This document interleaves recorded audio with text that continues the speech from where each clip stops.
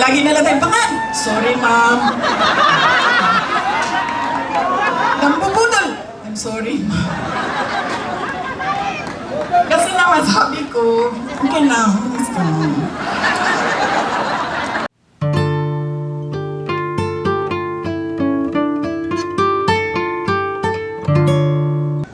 Kaya dapat tinitingnan natin. Sumayaw, oo. Kumanta, oo. Bakit hindi? Pero tinitingnan natin. Ano ba ang pangako? Binigay ba o hindi? Bakit hindi binigay ang pangako? Dahil nagsinungaling?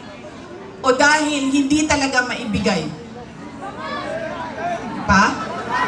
Yan yung una. Lagi na lang tayong pangan. Sorry, ma'am.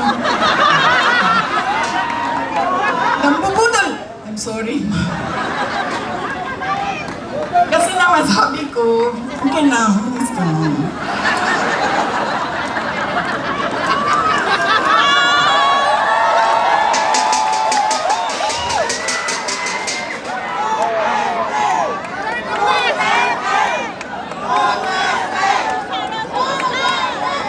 Alam nyo, yung bangag na yan, hindi totoo. Hindi naman ako kasi tumawa dahil tinawag siyang bangag. Andun ka din, di ba? Hindi ako, kasi sa Bisaya, ang bangag, di ba? Bangag, bangagan, bangag. Oo. So, pag sinabi mong bangag sa Bisaya, hindi siya adik. Unsa man sa to, akida.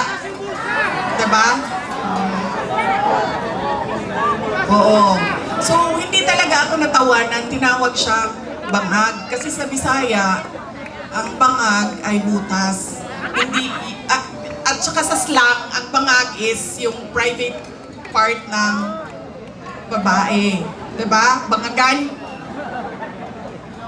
Ang pinagtawanan ko, dahil ang rally na yon ay kontra sa pag-amyenda ng konstitusyon. Yun yung rally na yon.